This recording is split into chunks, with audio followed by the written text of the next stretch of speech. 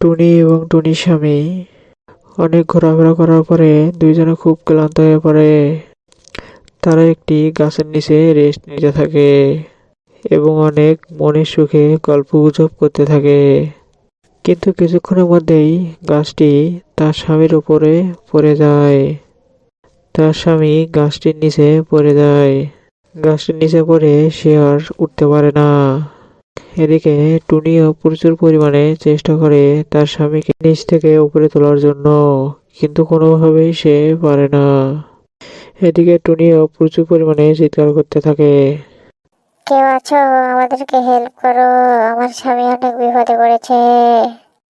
কিন্তু কোথাও কোনো টুনি কারো কোনো সাড়া শব্দ পায় না। এদিকে তার স্বামীকে অনেক সান্ত্বনা দিতে থাকে। তুমি কোনো চিন্তা করো না স্বামী, আমি খুব তাড়াতাড়ি তোমাকে গাছটি থেকে উদ্ধার করে নিব। টুনির স্বামী গাছের নিচে পড়েও কোনো ধরনের কথা বলতে পারে না। টুনিকেও আর সে কোনো কিছু বলতে পারছে না। তার স্বামী এবং গাছের চারপাশ দিয়ে সে ঘুরতে থাকে, বের করার কোনো উপায় পাওয়া যায় কিনা। কোনো উপায় না পেয়ে সে প্রচুর পরিমাণে কাঁদতে থাকে। কিন্তু কাঁদলে কি আর তার স্বামীকে গাছের নিচ থেকে বাঁচাতে পারবে? সেই জন্য টুনি চিন্তা করে, যেহেতু আমি একা কোনোভাবেই এই সমস্যার সমাধান করতে পারছি না, সেজন্য অন্য কারো হেল্প নিয়ে আমাকে অবশ্যই আমার স্বামীকে বাঁচাতে হবে। সেজন্য তার স্বামীকে বলে, তুমি চিন্তা করো না স্বামী, আমি খুব তাড়াতাড়িতে তোমাকে বের করে নিব গাছের নিচ থেকে। আমি একা কোনোভাবেই পারছি না গাছটিকে উপরে ওঠানোর জন্য। আমি অন্য কারোর থেকে হেল্প নেওয়ার জন্য চেষ্টা করছি। তুমি কোনো চিন্তা করো না, খুব তাড়াতাড়িতেই তোমাকে আমি এখান থেকে উদ্ধার করব। এটা বলে তার স্বামীর কাছ থেকে সে চলে যেয়ে তার বান্ধবীর কাছে চলে গেল এবং তার বান্ধবীকে বলতে থাকলো, আমার স্বামী প্রচুর পরিমাণে বিপদে আছে, যেভাবে হোক তাকে বিপদ থেকে উদ্ধার করতে হবে। কিন্তু আমি কোনোভাবেই একা একা এই বিপদ থেকে তাকে উদ্ধার করতে পারছি না। আর গাছটা অনেক বড় ছিল। তুমি যদি আমাকে হেল্প করো বান্ধবী, তাহলে আমার স্বামীকে আমি খুব সহজেই উদ্ধার করতে পারবো বলে মনে হচ্ছে আমার। আশা করি তুমি আমার সাথে যাবে এবং তুমি আর আমি মিলে আমার স্বামীকে উদ্ধার করব ওই গাছটি থেকে। এটা শুনে তার বান্ধবী বলল, আমার মনে হচ্ছে তুমি যেহেতু একা তোমার স্বামীকে বাঁচাতে পারো নাই, সেহেতু আমি যে মনে হয় না কোনো লাভ হবে। তুমি অন্য কোনো পন্থা দেখলে আমার মনে হয় সেটাই ভালো হবে। যে গাছটিকে আলোক করতে পারবে, তুমি এমনই একজনকে নিয়ে যাও, তাহলে আমার মনে হয় সেটাই ভালো হবে। আমি জানি না কি ওই গাছটি উপরে ওঠাতে পারবে। সেজন্য আমি বলছিলাম তুমি যদি আমার সাথে আসো, তাহলে আমরা দুইজন মিলে ওই গাছটিকে উপরে উঠালেই সে নিচ থেকে বের হতে পারবে। ঠিক আছে বান্ধবী, তুমি যেহেতু বলছো, তাহলে আমি তোমার সাথে যাই, দেখি কি অবস্থা তোমার স্বামীর। এই কথা বলে তারা দুইজনেই গাছটির কাছে চলে আসলো।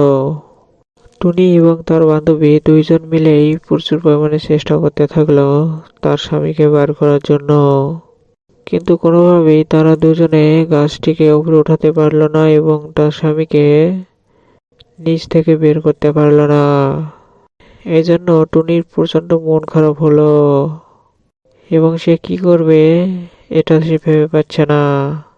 এদিকে তার বান্ধবী বলে উঠলো, আমার আমাদের বনে একজন পরিচিত কাক মামা আছে। তুমি যদি কাক মামাকে গিয়ে বলো, তাহলে হয়তো কোনো একটা ভালো সলিউশন তোমাকে দিতে পারবে। এবং তুমি তাকে যদি ডেকে নিয়ে আসো, তাহলে আমরা তিনজনে মিলে চেষ্টা করে দেখতে পারি। আশা করি আমরা তিনজনে মিলে চেষ্টা করে দেখলেই তাহলে হয়তো গাছটি উপরে ওঠানো যাবে এবং তোমার স্বামীকে বাঁচানো যাবে। তুমি আর দেরি না করে তাড়াতাড়ি কাক মামার কাছে চলে যাও, তাহলে তোমাদের জন্য অনেক ভালো হবে। টুনি তার বান্ধবীর কাছ থেকে এ কথা শোনার সাথে সাথেই সে কাকমামার কাছে চলে গেল এবং কাকমামাকে সে বলল, আমার স্বামী একটা গাছের নিচে পড়ে গেছে, কিন্তু তাকে আমি কোনোভাবেই গাছের নিচ থেকে বের করতে পারছি না। তুমি যদি আমাকে হেল্প করো তাহলে আমার অনেক উপকার হবে। আর আশা করি আমার এই উপকারে তুমি আমাকে অনেক হেল্প করবে। তখন কাক মামা হট করে বলে উঠল, তোমার স্বামী গাছের নিচে পড়েছে, এখনো কি বেঁচে আছে বলে তোমার মনে হয়? আমার তো মনে হয় এতক্ষণে সে পৃথিবী থেকে চলে গেছে। যদি পৃথিবী থেকে চলে যেই থাকে তাহলে আর তাকে উদ্ধার করে লাভ কি আমাদের, বলো? টুনি বলতে থাকে, সে এখনো বেঁচে আছে। আপনি যদি কষ্ট করে একটু আমাদের সাথে যান আর হেল্প করেন তাহলে মনে হয় তাকে উদ্ধার করা যাবে জীবিতই। দয়া করে কোনো কথাবার্তা না বলে তাড়াতাড়ি আমাদের সাথে চলে আসুন এবং আমাকে একটু হেল্প করুন। কাক টুনির কথা শুনে অনেক দয়া হয়ে গেল তার। টুনির সাথে কাক মামা তার স্বামীর কাছে চলে আসলো এবং এসে দেখে অনেক বড় একটা গাছ তার স্বামীর উপর পড়ে গেছে। কাক এত বড় গাছ দেখে নিজেই অনেক ভীতু হয়ে যায় এবং বলতে থাকে, এত বড় গাছ আমাদের পক্ষে আসলে টেনে উপরে তোলা কখনোই সম্ভব নয়। তবু আমরা চেষ্টা করে দেখতে পারি যে গাছটিকে একটু উপরে ওঠানো যায় কিনা, তাহলে তোমার স্বামী বের হয়ে যাবে। কিন্তু তারা তিনজনে মিলে প্রচুর পরিমাণে চেষ্টা করতে থাকলো। তারা চেষ্টা করে কোনোভাবেই তার স্বামীকে উদ্ধার করতে পারলো না। কাক টুনিকে উদ্দেশ্য করে বলল, দেখো, আমাদের পক্ষে এটা উপরে ওঠানো সম্ভব না।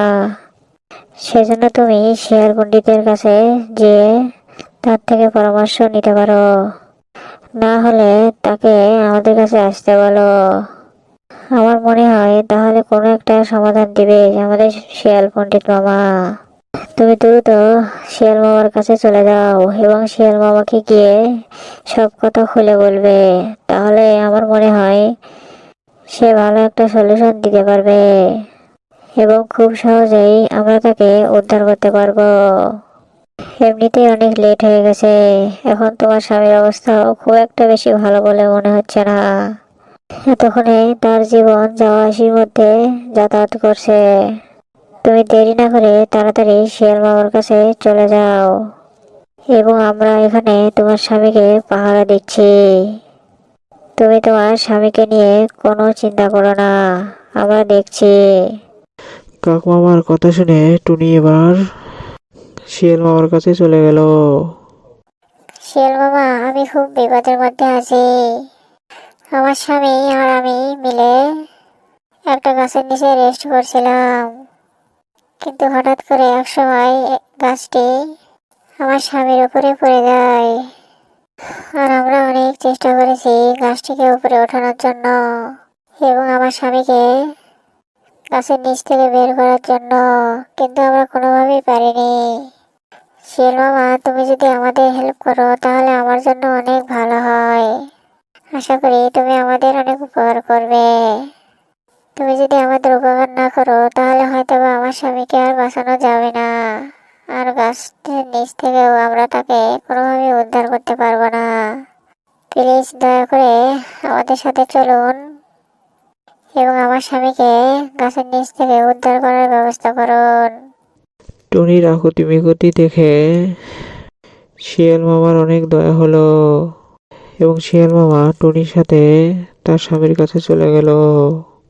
যে দেখে বড় একটি গাছ তার স্বামীর উপরে পড়ে গেছে, আর কোনোভাবেই তারা তার স্বামীকে উদ্ধার করতে পারছে না।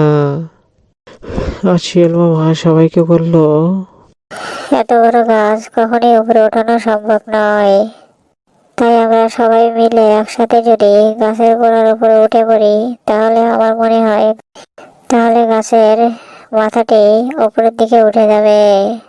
কিন্তু আমাদের সবাইকে একসাথে গাছের গোড়ার উপরে উঠতে হবে, তা না হলে এটা সম্ভব নয়। কাক বলে উঠল, আমার মনে হয় সবাই মিলে একসাথে যদি গাছের গোড়াতে উঠি তারপরও কোনো একটা লাভ হবে না, কারণ আমরা তিনজন মিলে চেষ্টা করে দেখেছি, কোনোভাবে সম্ভব হয়নি। তুমি চাইলে অন্য কোনো সমাধান আমাদের দিতে পারো যেটাতে কাজে হবে। আমরা মিশে সময় নষ্ট না করে তাকে বাঁচানোর জন্য চেষ্টা করতে থাকি, তাহলে সে অবশ্যই বেঁচে যাবে। শিয়াল মামা সবাইকে উদ্দেশ্য করে বলল, আমরা আগে এই কাজটি করে দেখি, তাহলে আমার মনে হয় সে উদ্ধার হয়ে যাবে। যদি না হয় তাহলে আমরা অন্য ব্যবস্থা নিব। এটা বলে সবাই মিলে যখন গাছের উপরে উঠল, অপরদিকে গাছের মাথাটি উপরে উঠে গেল এবং টুনির স্বামী বিপদ থেকে মুক্ত হয়ে গেল। শিয়ালের এই মহৎ কাজ দেখে সবাই অনেক খুশি হয়ে গেল এবং শিয়ালকে ধন্যবাদ জানালো। এই ভিডিওটি ভালো লাগলে সবাই সাবস্ক্রাইব করুন।